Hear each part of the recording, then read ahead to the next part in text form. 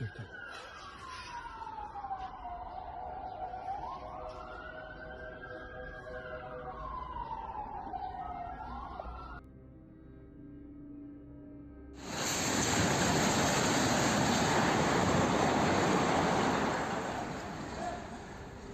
Tabii yıkılmadan.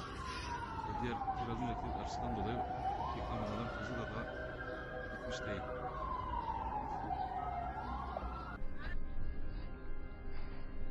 An earthquake of magnitude 5.6 occurred on Monday in the Turkish province of Malatya in eastern Turkey. As noted, the tremors occurred on February 27th at 12:04 local time. The epicenter of the earthquake was located at a depth of 7 kilometers. Authorities say at least one person has died and 110 have been injured. Some previously damaged buildings also collapsed.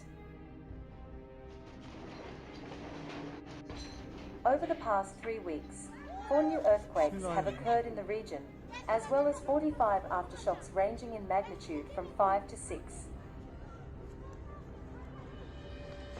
The province of Malatya was one of 10 affected by 2 devastating earthquakes on the 6th of February. Then more than 50,000 people died in Turkey and Syria.